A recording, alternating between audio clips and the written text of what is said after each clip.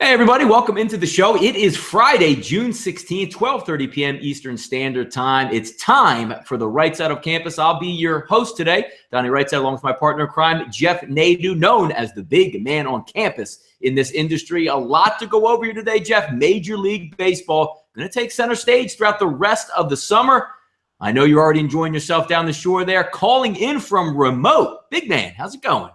Doing good, Donnie. I'm feeling good for ready to break down a Friday card full of surprises, full of big lines, full of high totals.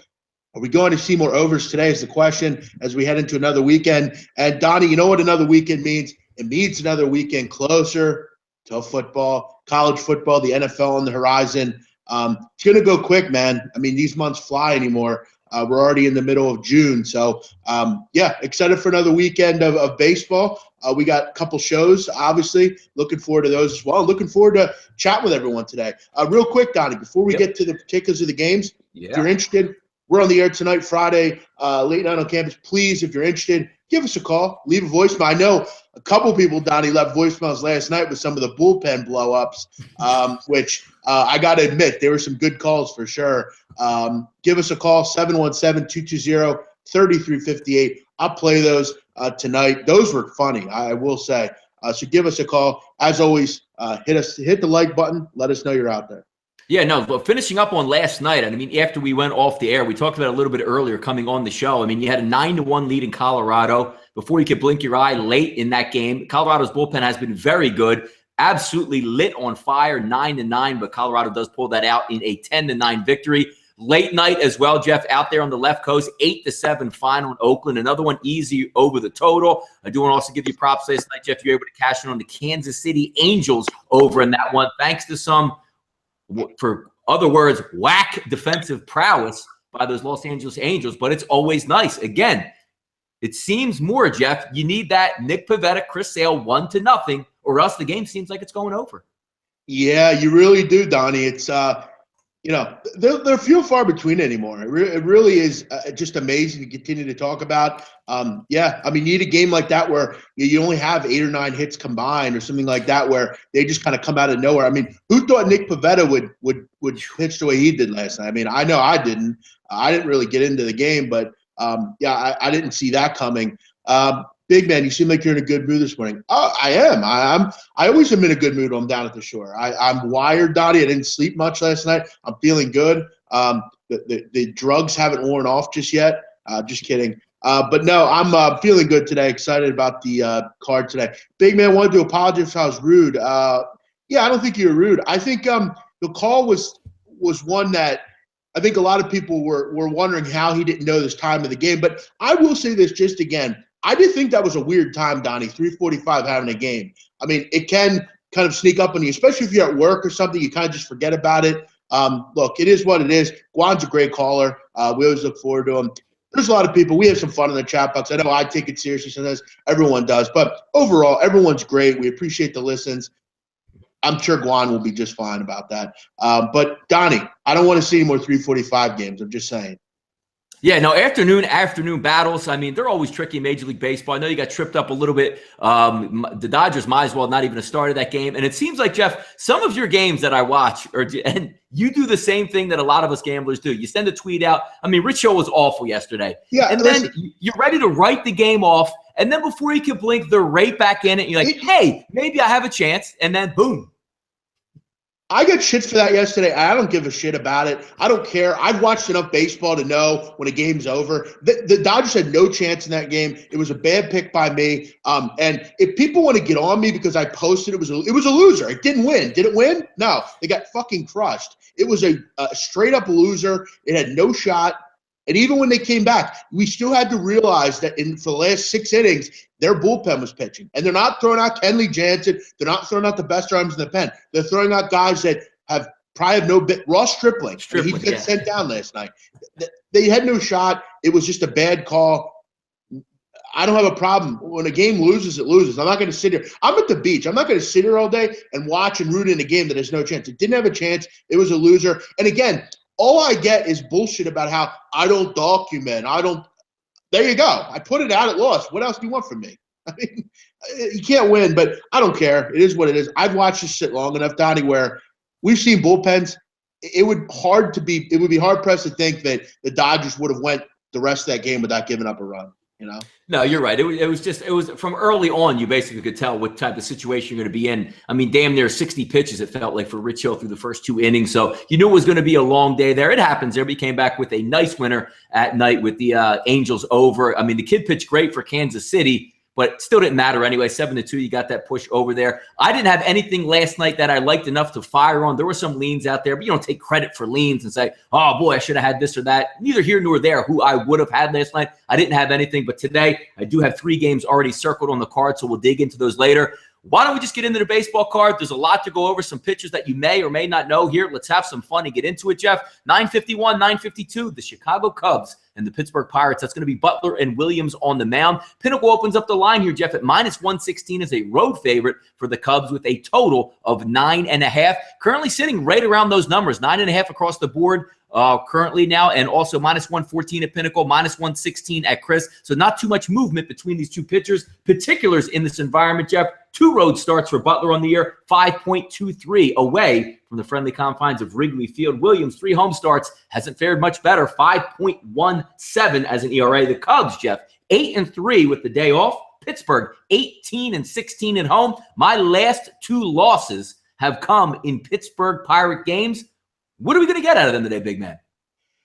Look, if I had to bet this game, I would take the Pittsburgh Pirates in this spot. They're a better offensive team at home. And look, you look at the Cubs this year. I mean, they've lost 6 of 8. They're 12-18 overall on the road, only hitting .227 away from Wrigley Field. Listen, if I'm going to back the Cubs, unfortunately, it's only going to be at home. I'm not interested in this team on the highway. You add in the fact that Eddie Butler's on the mound today, makes it 0 interest for me on the Cubs. Pittsburgh's actually been better offensively lately. They're starting to hit a little bit. I know in the games you bet on them, Donnie, they weren't really getting the job done, but they're hitting .295 over the last week or so. And Williams, look, I think he is the better of 2 evils here, to be brutally honest with you. He's been actually pretty good lately, 17 innings. He's only given up seven earned runs over those 17 innings. They're 5-2 when he pitches.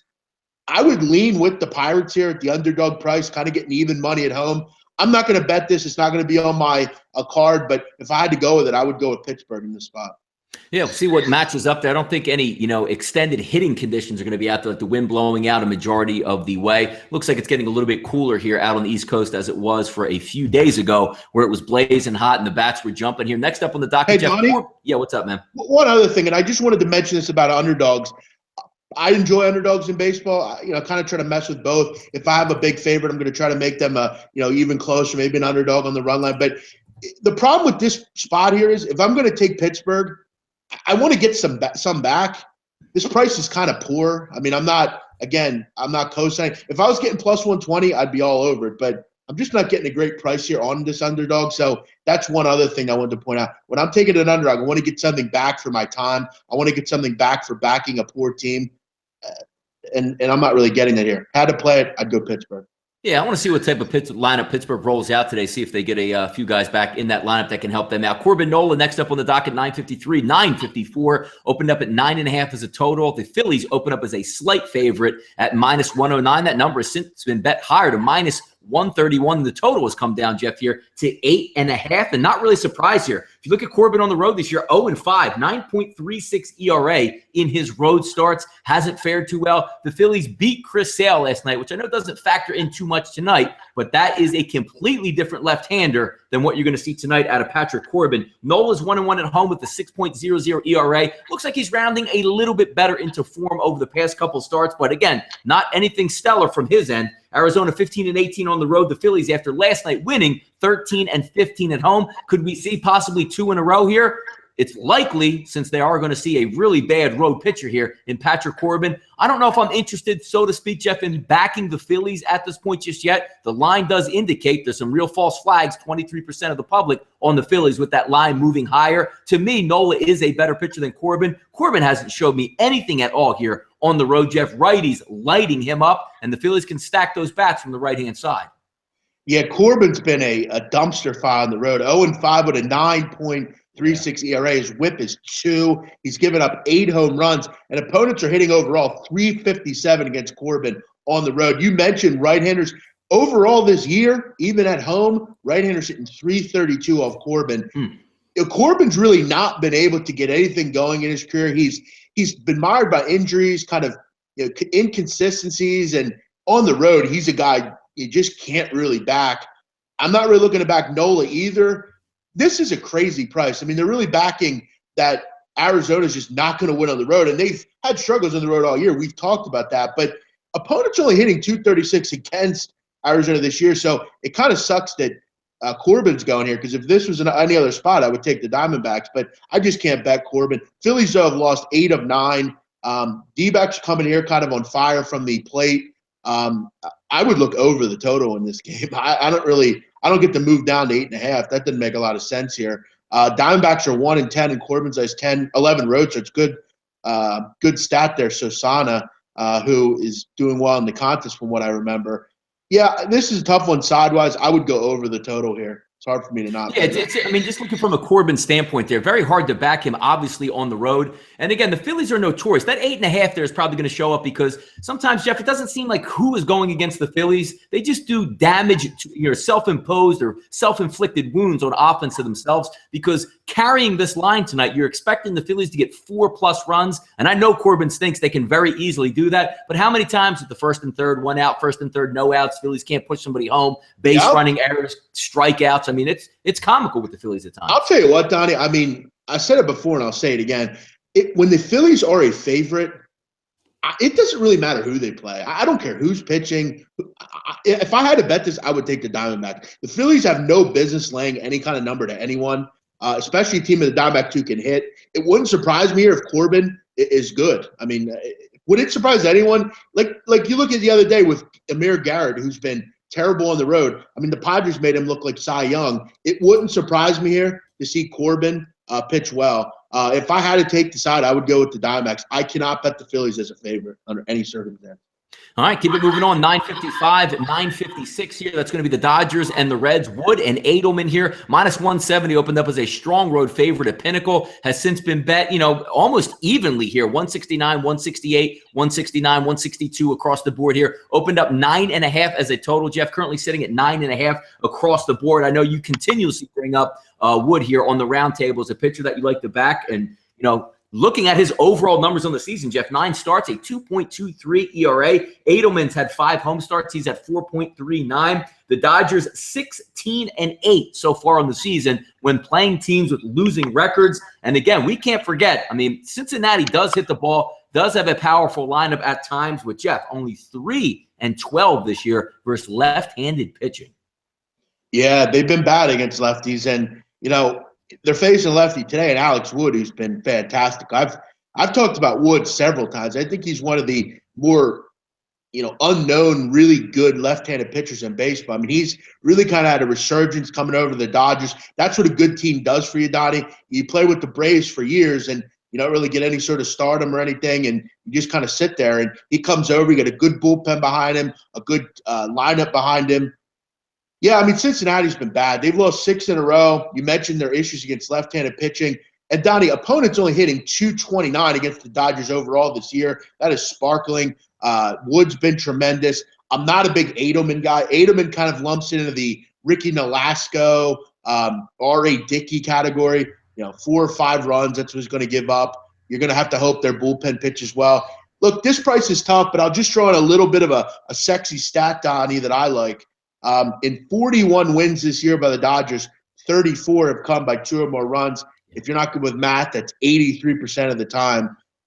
They cover run lines. It's what they do. I love the Dodgers. I bet them yesterday. I'll bet them on the run line here. I really like this team.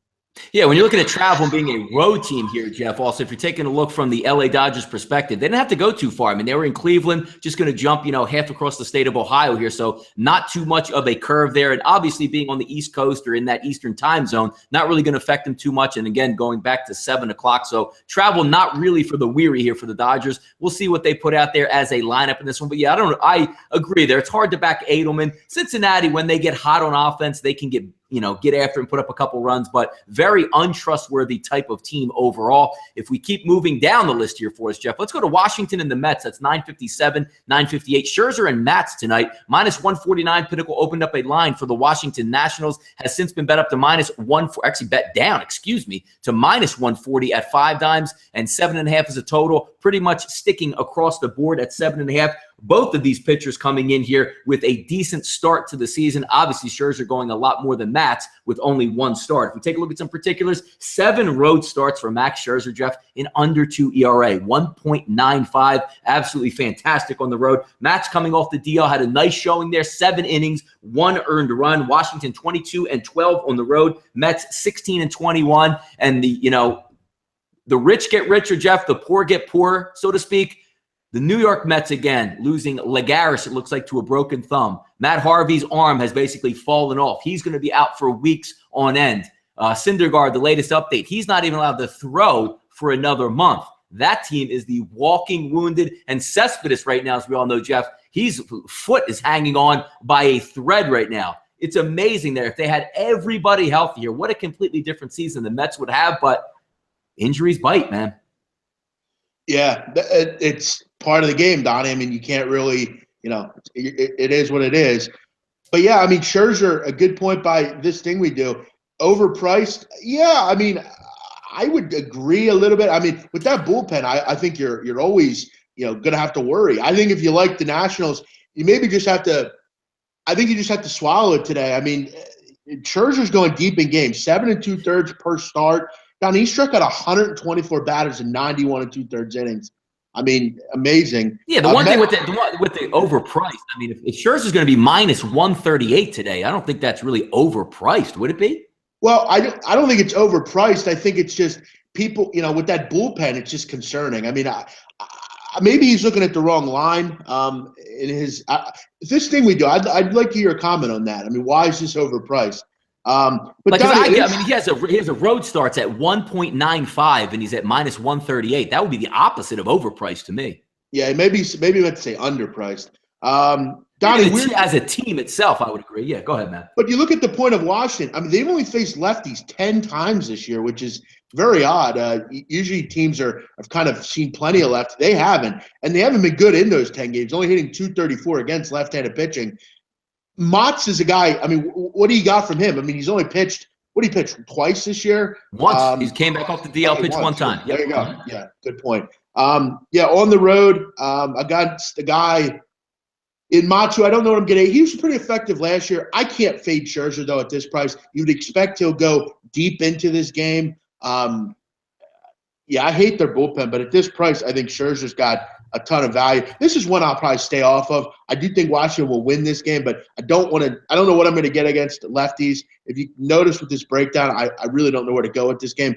Big man, you have nice hair. Thank you, Marcus. Appreciate that. I didn't get a chance to. I didn't shower yet this morning. I got up kind of an hour or so before the show, but thank you. I appreciate that.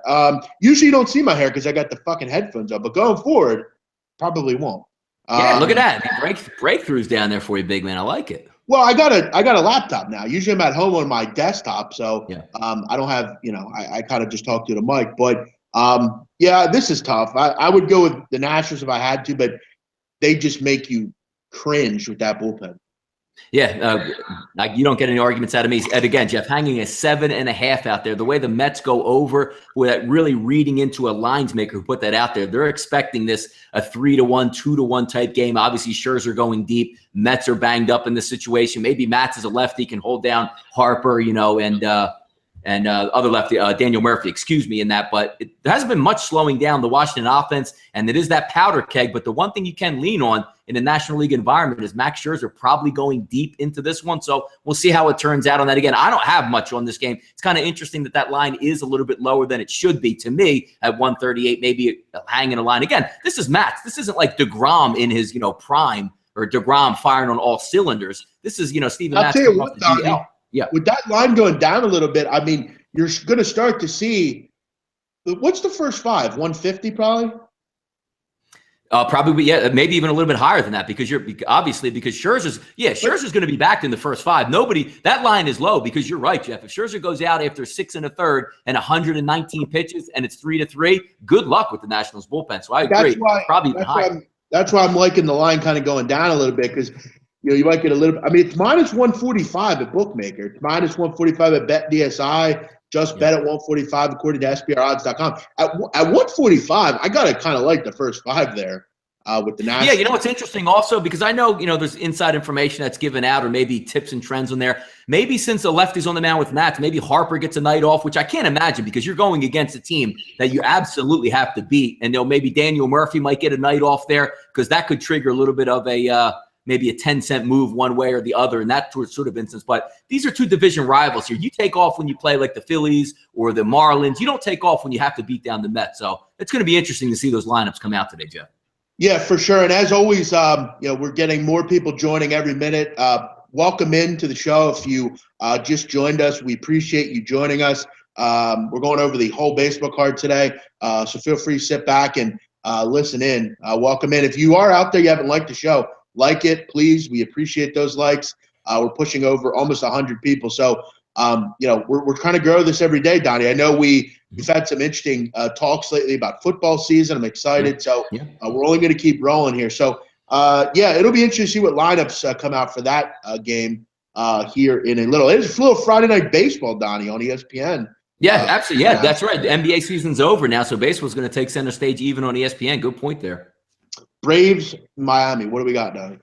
Yeah, Braves and the Marlins here. It's going to be Straley and Newcomb on the mound, 959, 960 on your rotation there. Over-under opened up at 9. Looks like it's currently 9 across the board still. Atlanta opens up as a small favorite here, Jeff, minus 110. Not really too much movement just yet, minus 114 at Chris. You have the 64% backing the road team here with the Marlins. Obviously, much more of a name team. Straley's been around the block, but Newcomb, don't sell him short. Looked very good in his last start there, obviously his first start. Straley, 6 road starts here on the season. So, I mean, he's been around the block a little bit. Newcomb, 1 start, Jeff, 6 innings, 0 earned runs. I believe the team Atlanta did give up 1 run, but it was unearned in that instance. Miami's 13-19 on the road. Atlanta, 13-17. This might be one of those cases, Jeff, with a young lefties on the mound. Miami hasn't seen him before heading on the road. Is why that I believe that line is a little bit lower, or opened up as a favorite there as opposed to Miami in this situation. But Atlanta's been known to hit. When they get hot, they should be able to hit Straley. Straley, to me, is a much better pitcher to back at home than he would be on the road. But we'll see what type of lineups come out in this situation. I would lean towards Atlanta here at home, being able to hit against the Marlins here, just for the simple fact Newcomb has some decent stuff. And I think it's going to take maybe a lineup, maybe 2-3 times through the line to finally get a hold on him. And Atlanta might be up there with those bats already. Yeah, the problem is, Donnie, Miami's been murdering the ball lately. 315 average over the last week, over 7 runs a game. That's concerning. Newcomb actually pitched pretty well in his first outing. But if we remember back to that, Newcomb is a guy that it was really he kind of struggled down in the minor leagues, didn't have a ton of experience down there as far as against higher level competition. Here's the problem I have with Atlanta. I mean, they're scoring runs, they're hitting for average. The problem is some of the particulars. I mean, you look at last year, though. I mean, this team was dead last in the major leagues, Donnie, in slugging. I mean, they weren't hitting any home runs. They just had no power at all. They've really improved that stuff. But you look at some of the other little things, Donnie. They're number 1 in the major leagues in grounding into double plays per game. They're also second worst in the league in runners left in scoring position per game. They're not getting big hits at times. A lot of the time they're hitting home runs. Solo shots, things like that. They need to start to kind of, if they could actually start to hit with runners in scoring position, I think you're going to be just fine, Donnie. I'm looking forward to this team continuing to score runs. I got to go over here, Donnie, at 9. I think Straley's a guy that will struggle tonight. Over's 8-4 in his 12 starts, and I think Newcomb will get hit around tonight, especially with a team like the Marlins that have really been murdering the ball. So I would go with the raking Marlins and Braves to go over 9. Yeah, one interesting one I just posted on the chat box there, just taking a look. Matt Kemp with the injury where he was rounding, I believe he was going from first to third, or I can't remember, maybe it was second to third, whatever. He was pulling in the third base, pulled up lane with a hamstring injury, is day to day. That would be a key cog in the middle of that offense, which he's really held up well since Freddie Freeman has gone out. Also, I know getting back to the Marlins here. I'm actually interested a little bit more down the line, Jeff, when the Echeverrias get back, the Pradas get healthy, the Justin Boers, because then they can roll out a 1 through 8 that can hit with anybody in baseball. So I'm going to keep an eye on that Matt Kemp injury today to see if he's in the lineup or out of the lineup. That could sway a lot of opinions in this one also. Also, I do want to point out, Donnie, I know SBR's got a little thing going now with over a certain amount of viewers. They do throw out a SBR t-shirt, which it's always good to expand the listener base and throw out free stuff. So I'm sure Matt DeSaro and those guys will pick. I guess we'll pick a winner who gets that today. Best comment wins it. So we'll try to make that happen. I know we owe people shirts from the Baffle the Big Man segment we used to do. They're coming. They're coming. Yep. Which was under a lot of fire, Donnie. Remember Baffle the Big Man? Yeah. All the cheating, all the back to what was that game show they had the movie on where, they had it piped in the ear. I was giving Big Man the answer. Yeah, many people thought I was cheating, which I wasn't. But again, we'll get those shirts out. We'll definitely do that. But yeah, Donnie, this looks like a high-scoring one to me. Yeah, we'll see what happens in that one again with those lineups come out. That's going to be a key ingredient. Maybe Kemp can limp his way around there, but it would be nice to see him in that lineup if you are backing a total here. Next up here, 8:10 p.m. Eastern Standard Time, 961, 962 here on the docket. That's going to be Diaz and Gurra. San Diego and Milwaukee opened up a 9.5 total. Jeff has since been bet to 10 overall, pretty much across the board. Gurra opens up as a healthy favorite of -157, slightly higher here at sportsbook.com at -161. If you heard me talk on the roundtable, other shows, I'm a big fan of Junior Gurra. Let's get into some numbers here about the contest. A bullpen long relief guy here, Diaz, looks like it's going to be going full tilt for San Diego. That usually doesn't bode well. Maybe 2 innings, 3 innings, and you get to the bullpen. Again, this isn't a bullpen in San Diego that you're just going to, link up and say, all right, we got this covered. I'll handle the 3rd, 4th, 5th, and 6th. Not the greatest bullpen to start off with here. Obviously, just getting a spot start till some guys get back. 6.92 ERA overall for Diaz. Gurra, who's been very good through 5 starts, Jeff, 2.45 ERA. San Diego, not a great team to back on the road like the Phillies and the Oakland Athletics. They sit at 10-22. Milwaukee, not the greatest team at home, a little bit actually better on the road, 17-19. But Milwaukee brings bats here, and that's not going to be good for Diaz here. He's going to get the start for San Diego. Yeah, Donnie, I think it's time to finally start giving Junior Gurra a little respect. I mean, I know you've talked about him. I've talked to him. And I was a big fan of this guy last year. I mean, you look at his numbers last year, 20 games. He was 9-3 in 121 2/3 innings, a 2.81 ERA, a low whip. And you look at this season, he's come off injury, hasn't really missed much of a beat, Donnie. He's only given up 4 home runs over 26 innings. He's really been effective yet again. And he's really been fantastic over the last couple of years. Junior Gurra, I would wonder if Milwaukee at the deadline is not is not in the picture. I would wonder if they would maybe move Junior Gurra. He is kind of he's not one of those spring chickens anymore. He is 32 years old, so I would look to maybe think they can move him. I would love to see him on the Yankees. Yeah, imagine him, Jeff, down the stretch, like a 3 or a 4, a 3, 4, or 5 in your rotation. I mean, he's going to post an ERA of 3 or less, devastating split finger fastball, very manageable on the cap. So, I mean, they could probably get some good prospects for the guy if they do move him. But I've been a fan of him as well. One of those interesting guys, Jeff, that starts off as like that career bullpen guy and somehow gets a shot to start, and he's running away with it. Yeah, I mean, and with pitching being such a problem anymore, I mean, pitchers are valuable nowadays. I mean, it's like a backup quarterback in the NFL. If you can find a good quarterback, you got to stick with him. I mean, they're few and far between seemingly anymore. And good starting pitching seems, I mean, especially this year, to be a mirage anymore. I think Gurra will be highly regarded. I don't care how old he is. He's not 38 years old. He's 32. I think he'll be very valuable, especially with – I mean, you look at some of the trade bait this year, Donnie.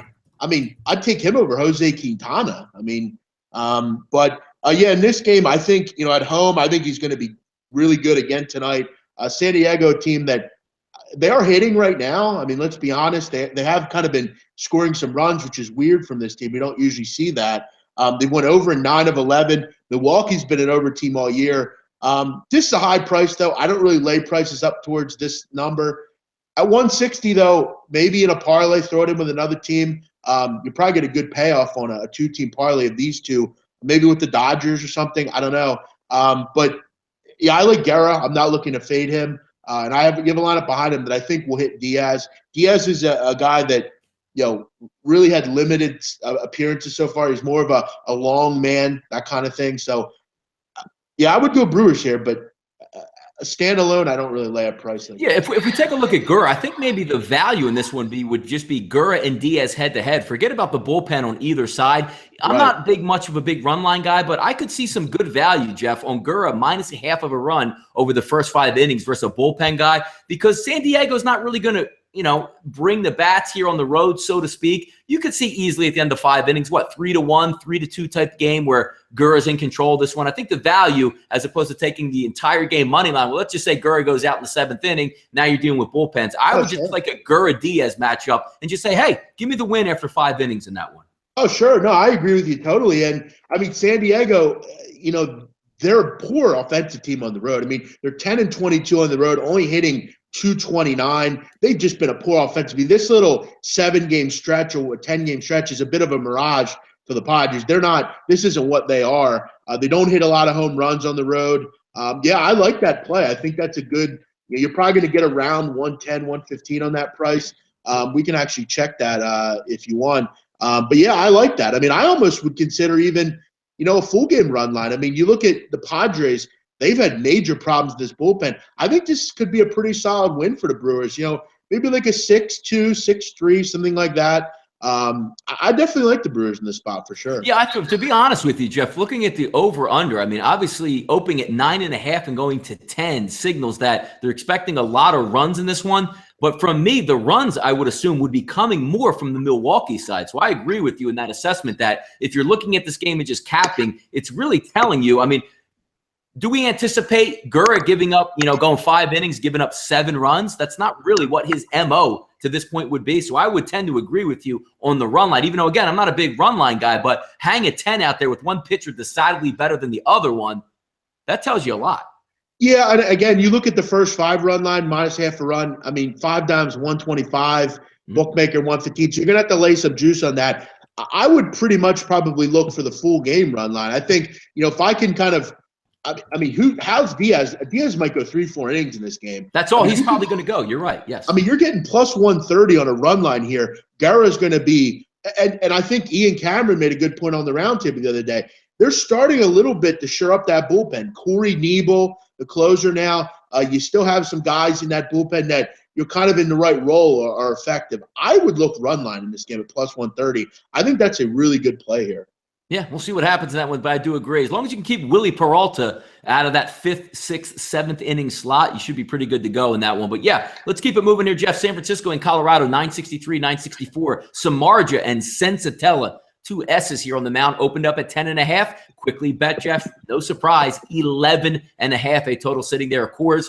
Sensatella opened up as a small favorite, minus 113, but a little bit of action coming back here on the Shark. He's been a little bit better as of late. Let's get into some numbers with these 2 pitchers, Jeff. Shark, 7 road starts this year, 4.28 ERA. Now, obviously, as we all know, Colorado and Coors Field is a different beast than normal road starts. Sensatella, 6.46 ERA in his last 3 starts, Jeff, leaking a little bit of oil. San Francisco, we know their struggles on the road, 12-24. Let's not leave out, I believe Nunez got hurt last night and Buster Posey banged up an ankle, so both of them would look to be, to me, probably doubtful tonight. So taking 2 guns out of that lineup, which technically is already weak. And Colorado, 18-13 at home, jumped out to that 9-1 lead last night. But Tapia's hit in the, I believe it was at the bottom of the 9th, maybe in that one, to pull that one out by 1 run. But you had to sweat it out if you had Colorado, but maybe not a full force lineup here, Jeff, coming from San Francisco today.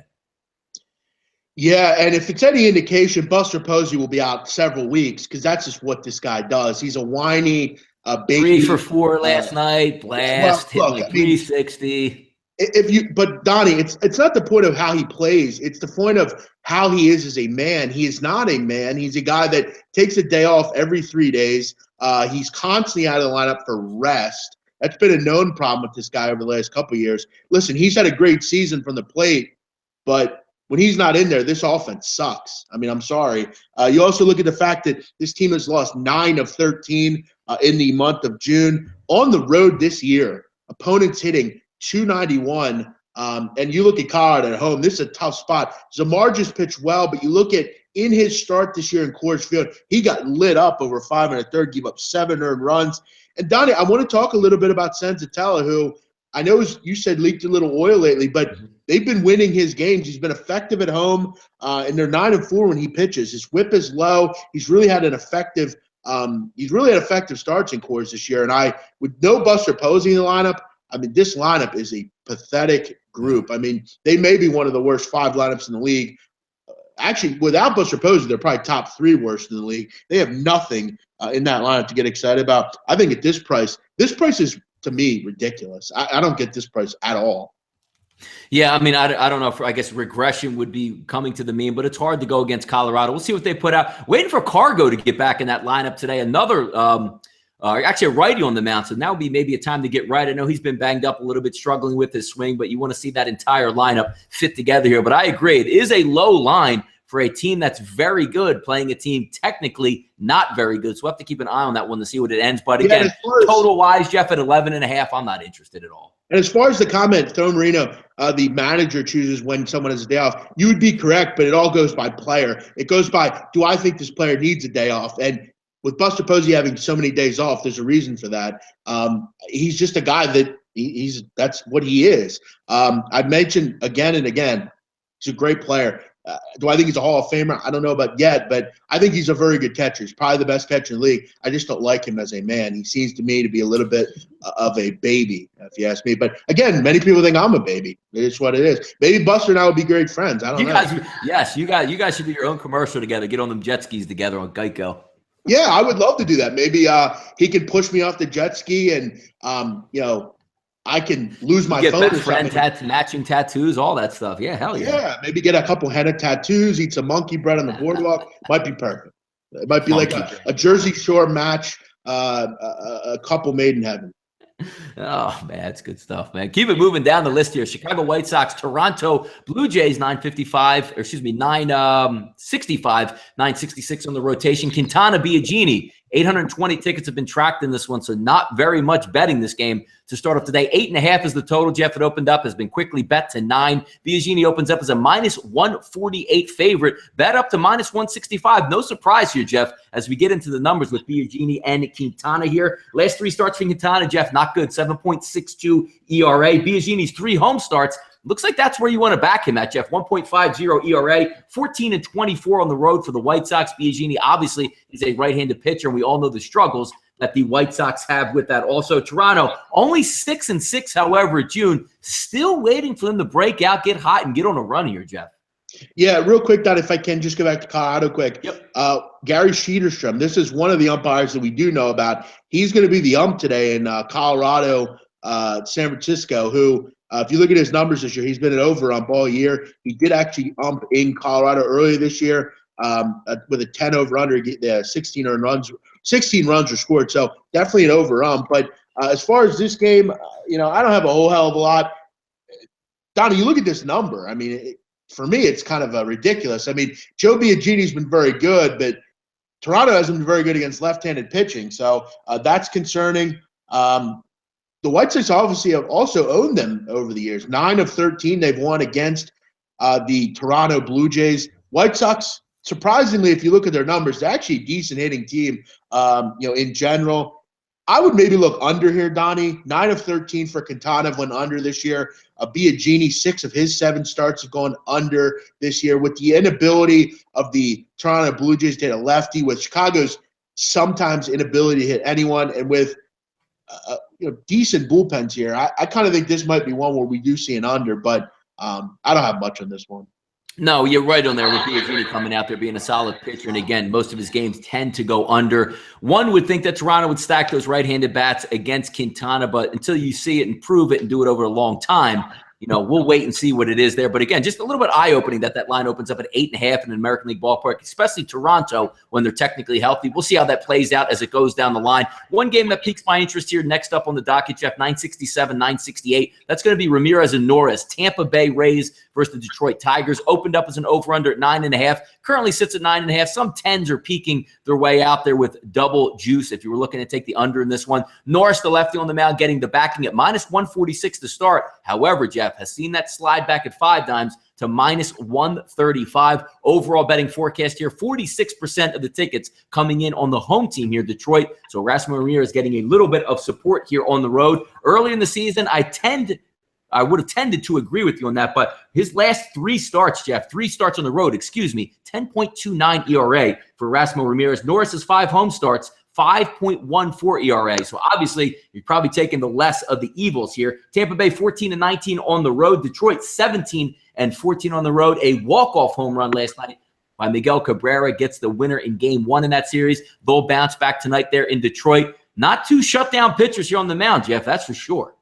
No, Rasmus Ramirez has been terrible. And, we're kind of starting to see, I thought for most of Rasmus' career, I thought he was a reliever. They've converted him to kind of a starter. It hasn't really paid dividends at all. But you look at Detroit also, they've been an absolute mess. They've lost 5 of 7, and opponents are hitting over, I think, 315, if I can remember correctly. Just haven't really been able to get anyone out.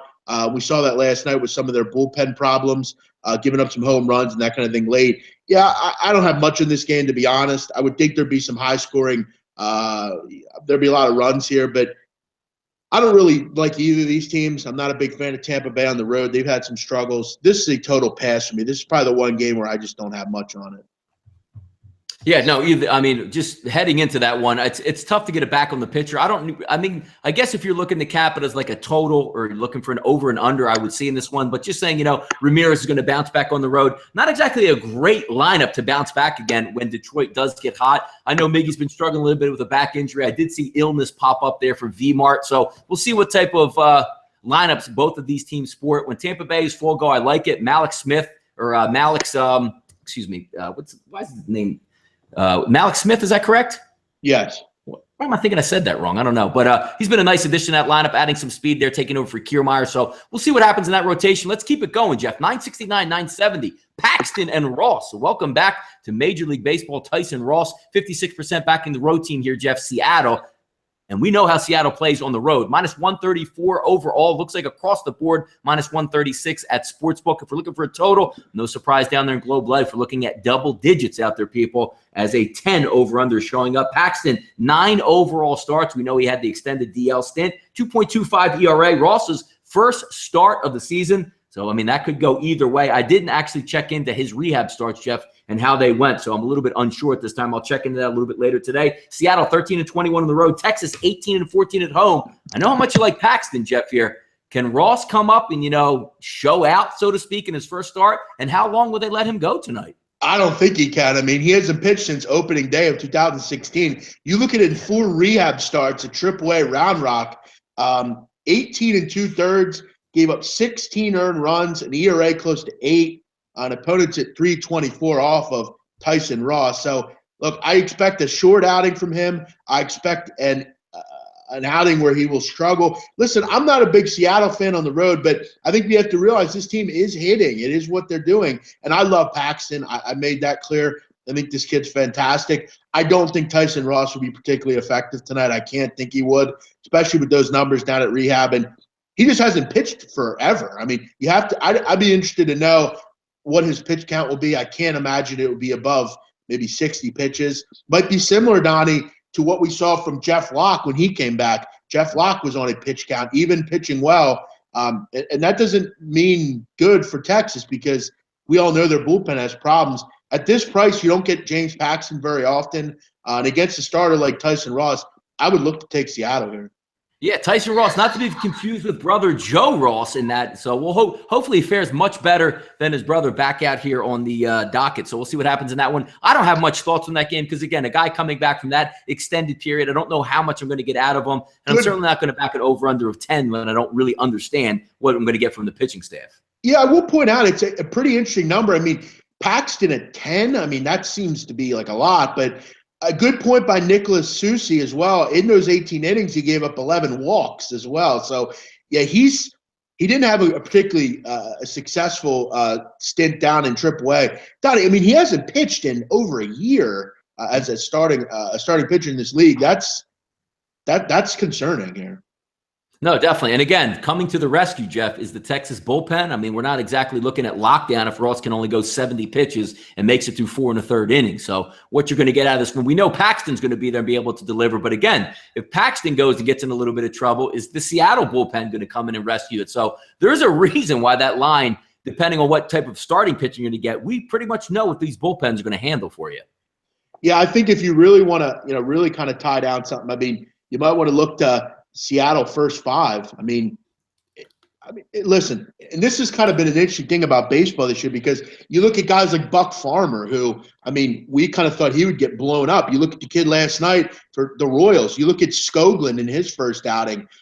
Some of these kids are coming in and pitching well for 3 or 4 innings. But the problem is when you see a kid like Tyson Ross, who people have seen before, he's not a new player in this league. And I go back to Donnie, the point that Joe Marino made about, Guerra's older. He's not going to be particularly, lauded in the trade market. I mean, why was Tyson Ross picked up? I mean, this guy was he was off an injury. I don't know that he'd been particularly strong as it is. I think Ross may struggle tonight, and I wonder why you sign a guy like this. I mean, he always had good stuff and upside there. I remember back in his San Diego days. So maybe just trying to resurrect it as a cheap price, Yeah, I actually had Paxton in his last start against the Blue Jays, which was on the road, and he struggled. But this is more of a play against Ross for me.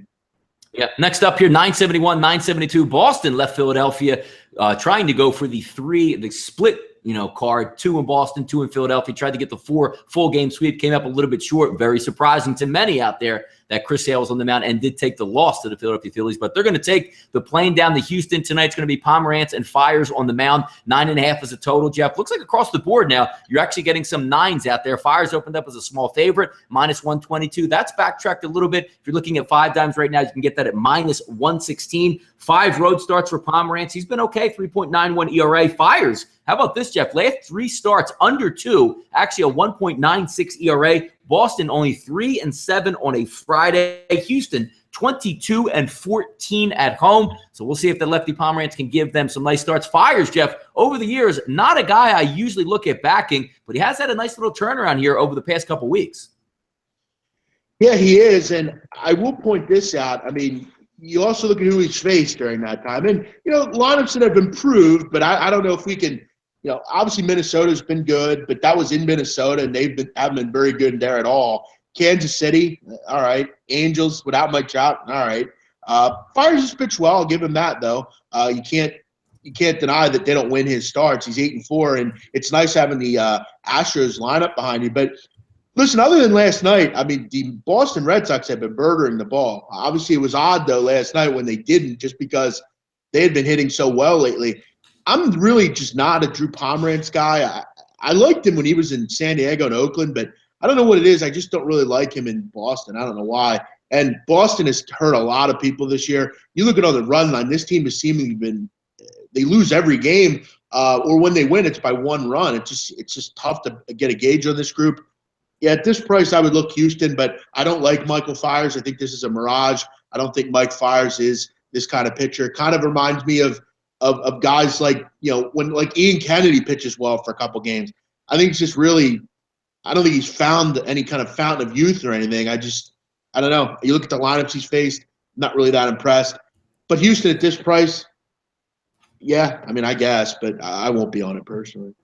Next up here, 973, 974. We'll go Cleveland and Minnesota. Carrasco and Turley, 2,300 tickets tracked here. 69% of the public currently backing the Cleveland Indians here. -152, it looks like at Pinnacle. -155 at Chris. -150 at Sportsbook.com. Current numbers. They're backing the road team in this one. Over, under, no surprise. Opened up at 10, currently at 10. Minnesota seems to be a shooting gallery for runs. Yesterday, looked like it was fast-tracked to another total to go over. Miracle stays under in that one, so we might be able to see something stay less than double digits again. 2 straight nights, only 30% of the public backing Minnesota here. Carrasco, Jeff, 6 road starts, been really good. 3.13 ERA. Turley, through his 1 start, 4 innings, 4 earned runs. Doesn't bode well going into a Cleveland offense looking to get on track here. 4-8 Cleveland in the month of June, Jeff. Still waiting for them, still waiting for the Cubs to get over that hangover of the World Series. And how about this, Jeff? One of the stats that we could care less about, Minnesota 8-2 on Fridays. Yeah, I mean, again, Donnie, you mentioned it. When is Minnesota going to consistently play well? I mean, it's kind of been weird. I mean, Carrasco's been good. I mean, he's been really the model of consistency for them. I mean, 12 games, an ERA just above 3. Teams are winning his starts. Listen, I'm not interested in Turley. 10 years in the minor leagues, finally gets his go-ahead. And look, I mentioned it last Sunday. I thought he would get crushed, and he did against the Giants. Gave up 4 runs over 4 innings and 8 hits. So, yeah, I don't trust Turley at all here. Yeah, Minnesota sucks at home, 14-20. I'm not interested in them at Target Field. I would go with the Indians here. I still think this price is decent on the Indians. I like Carrasco, and Turley's a fade. I think even though the Indians struggle against lefties at times, they didn't struggle yesterday against Rich Hill, and I don't know that they're going to struggle today against Nick Turley either. When you have a guy, Donnie, who has made 10-year appearances in the minor leagues and didn't get a shot at the big leagues. And you're a lefty, too. Right. There's a reason for that. Yeah. And the reason is, it's just because I guess they feel sorry for him. I don't know. But, yeah, I love fading guys like Nick Turley who have been in the minor leagues 9-10 years. There's a reason for that. Yeah, and it also gets back to the point, Jeff, we always like to bring up and talk it over. Who's putting the fire out in the Minnesota bullpen?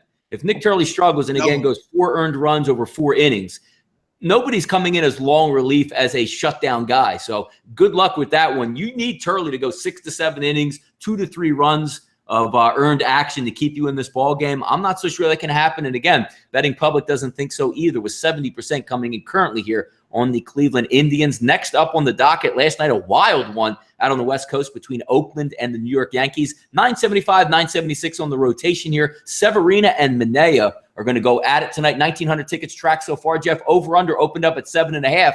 Actually, 8.5 showing at Chris here, but primarily 8 looks like it is across the board. 75% of the public is backing the road team here with the New York Yankees. 131, it looks like they're currently sitting here at Chris. Some stats here we can go over. 6 road starts for Severino, Jeff. 2.17 ERA. Fantastic. Manea's last 3 starts, getting it together a little bit for the young guy. 2.25 ERA. New York 8-6 in June. Slipping a little bit here lately with a few game losing streak. Oakland 5-9 in June. But again, tricky environment out there at Oakland. Seemed to play a little bit well. Pulled one out last night late in that ball game. We'll see if it can happen again, but good pitching match, one would think here, Jeff, on the mound between these two.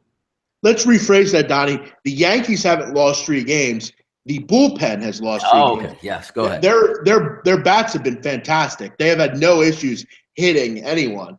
Their bullpen, though, has been awful. And you look at adding Chapman back in this weekend, hopefully, it's going to be great for this team. We've seen with bullpens this year, you take out one starter, one guy that pitches effectively, and the bullpens go awry. I mean, we've seen it in Baltimore all of a sudden. This bullpen doesn't suck. They're probably the best bullpen in the major leagues, but taking out Aroldis Chapman, everyone else has to almost bump up what they normally do. Dellin Betances throws 40 pitches last night. He wasn't particularly effective. Couldn't throw strikes at all. And Donnie, you look at last night, Holder didn't pitch, Shreve didn't pitch. And you look at the last 3. I mean, the starters pitched well. Pineda pitched well. CC Sabathia pitched well. Even last night, Montgomery was pretty good.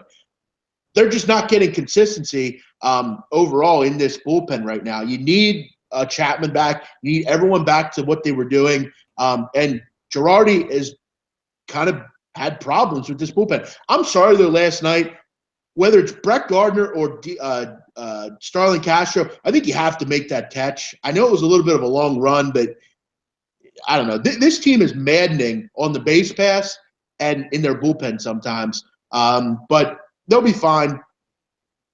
What are they going to get from Manaea? I don't know. He shut them down in the Bronx over, in May. It's hard to bet against Severino, though. At this price, I would go Yankees. I think they bounce back. Their offense isn't the problem. Andrew Triggs and Buster Posey are drowning in the ocean.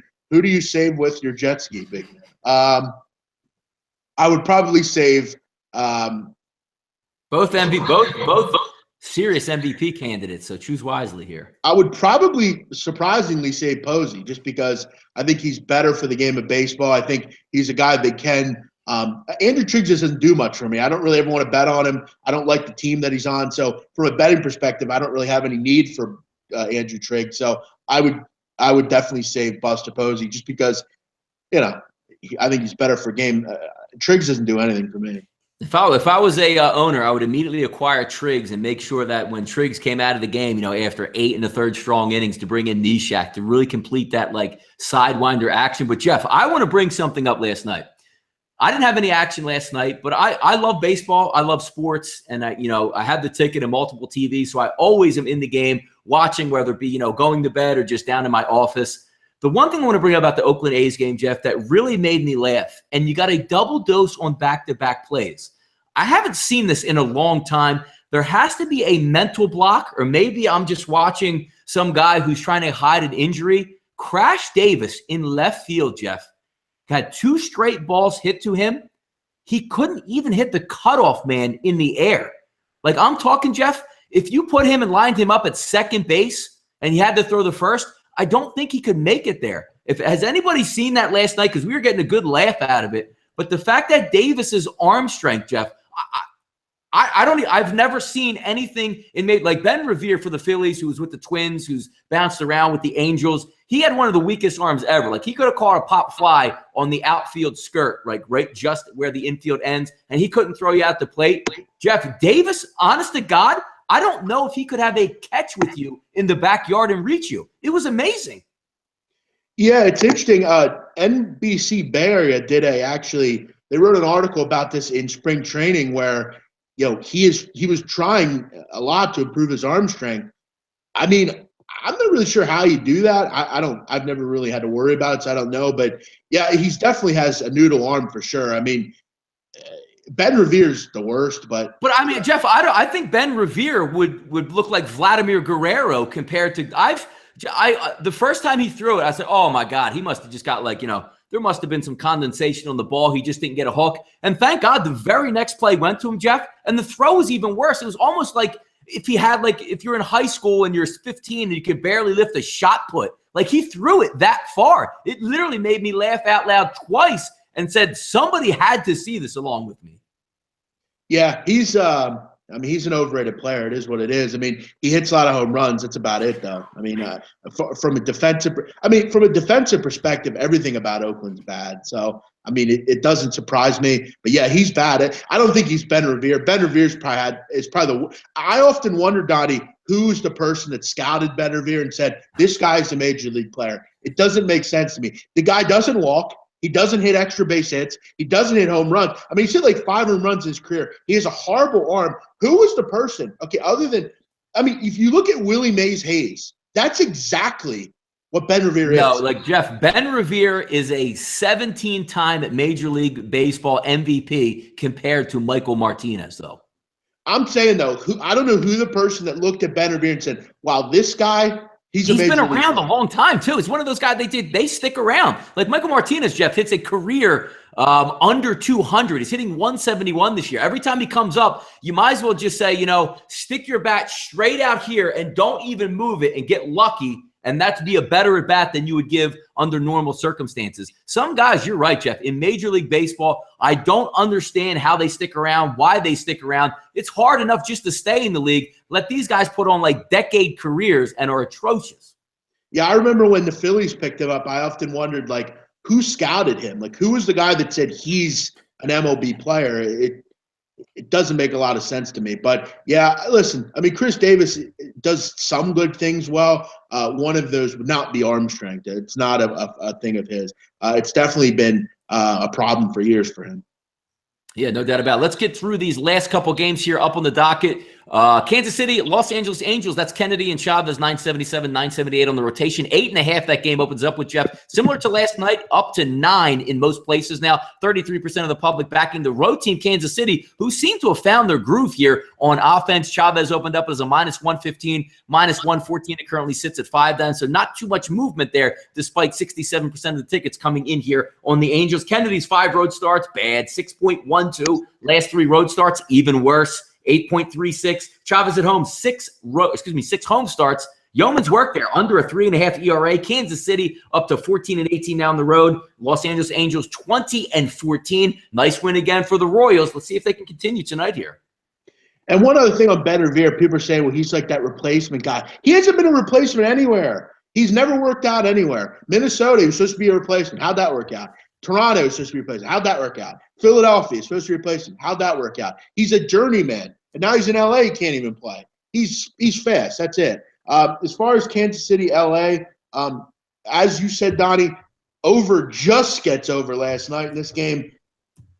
I look at this game and I don't see why this wouldn't be the same situation. I mean, Kansas City's really been effective lately from the plate. They're starting to hit. I think you made a great point in one of our shows before about the lineup changes they've made. And Ned Yost made a point recently, and I remember when people were calling for Ned Yost's job on this chat box after he takes him to the World Series and wins one. He made a comment recently, Donnie, that when they don't hit, it's weird because none of them hit.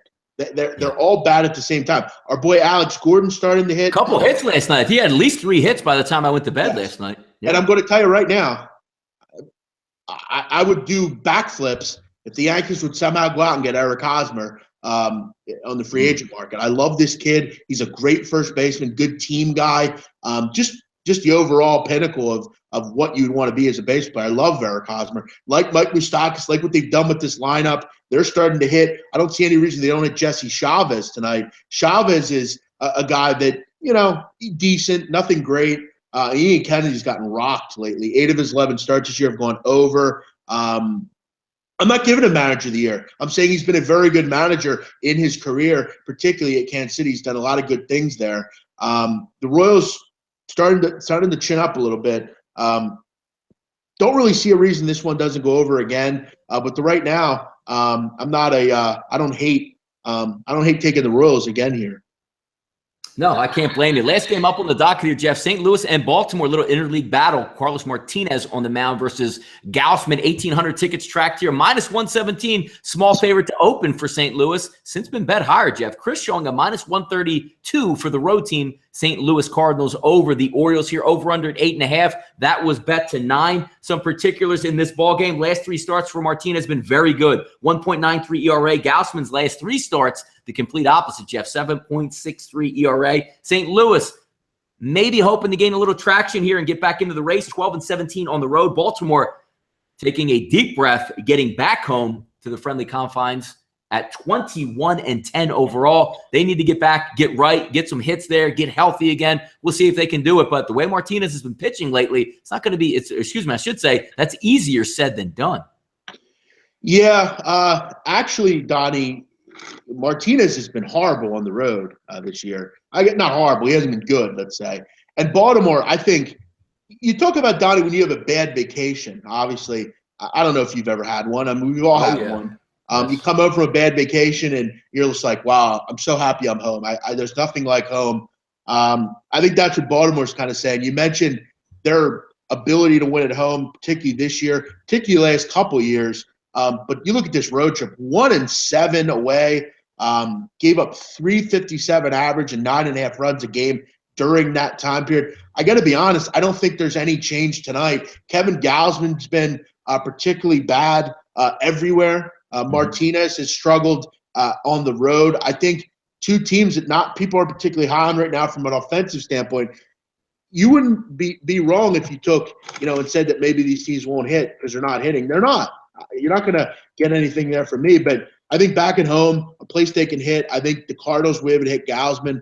I would look over the total here. 2 pitchers that have kind of struggled with Martinez, particularly on the road, and Gausman at home. I would look to see some fireworks down at Baltimore. I believe I got to look at the weather report. I would think it was supposed to get a little bit more humid in Baltimore and Philly and those areas. So I would expect the ball to kind of fly out of the park. A lot of very, very kind of just a soupy kind of atmosphere. Very, very hot, humid. I think we see a pretty high level slugfest here. Yeah, much better card for me from a betting standpoint than was yesterday on the limited card that we were looking at. So I do have some nice spots picked out here on the docket. So hopefully we'll be able to fire on a big ticket wager tonight. I don't see any problems or why we would not, because Friday night, typically in Major League Baseball, you're going to get A lineups on both sides of the ball. So we'll try to see if we continue to stay hot. I'm 2-1 currently on the week, heading into the weekend, right where I want to be to try to continue and get that 7th straight winning week to open the season. Big man, you want to leave him with anything before we get out of here today, boss?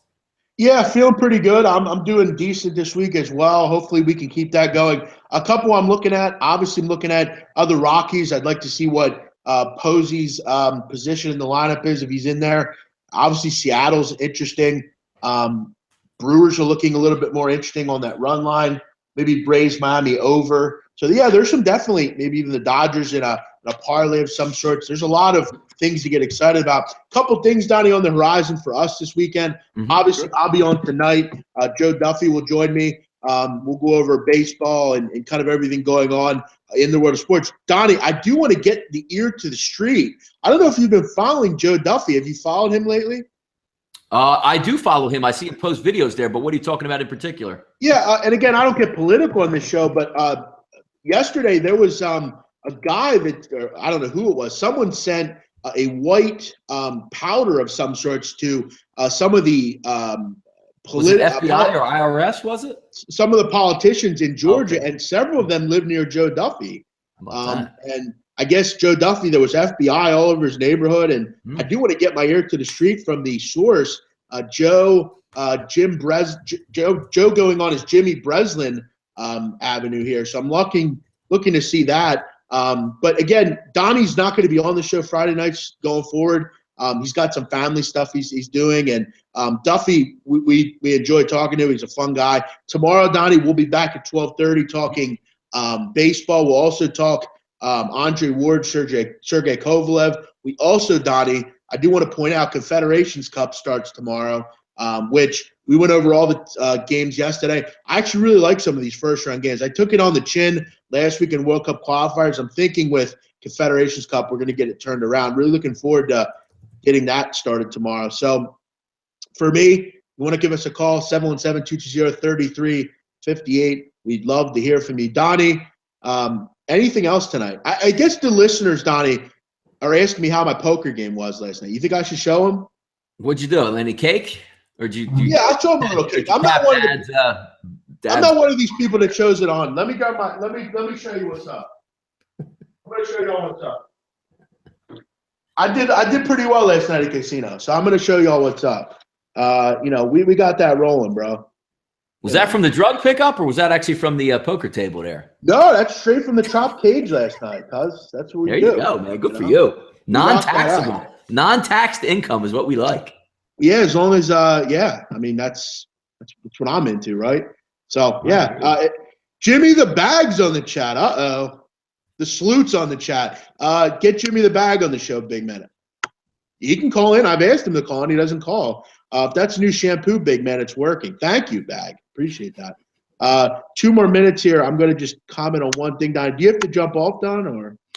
No, I do have to grab something with my daughter here in a little bit, but no, I'm good. Go ahead, man. That's fake money, of course. Every time we have someone showing money or anything I do that's worth a damn, everything's fake, for sure. Jeff, we need to see the cameras from the actual cage and you cashing in, and that'll be good enough. Like, you never post a ticket, man. No, that was me at the cage would be, that big high roller asked Jeff to go cash his chips in. That's not even his money. No, that is from the Tropicana, which I love Borgata. I played there Wednesday night, but I just like the overall aura of Trop. I always have liked the Trop. That's kind of my spot. It's kind of old school there. It's easy for me to get to being in Ocean City. It's the first casino on Ventnor Avenue. So, yeah, I like it. Again, Donnie, I'm waiting for you to come down. I'll buy you lunch on me. When are you coming down? We're going to do it soon, man. We'll have that joint location down there. Set it out up on the deck. We'll have some fun. We'll do some videos down there. And again, one of these nights we'll also meet up with some fans of the show as well. And we'll get out and just, kick it back for a little bit. I agree. Yeah, if you're around and you want to, meet up with us, you're in the Philly area, the New Jersey area, we'd love to meet up with you guys. Maybe go to a Phillies game or something. I always enjoy, meeting people. Even, if some of the haters, they want to meet me, I'd love to meet them as well. Show your face. That would be fun. But thank you guys for everything. We'll be back tomorrow. I'll be back tonight. We'll have some fun. We'll play some calls. Call into the line. Jim Bean, give a call into the phone lines. We'd love to hear from you. Everyone out there, give us a call. 717-220-3358. Donnie, have a good night, my friend, and we will talk to you tomorrow. You got it. Good luck out, everybody out there. And if you have any questions, reach out to me and Jeff on Twitter. Take care. Have a good one.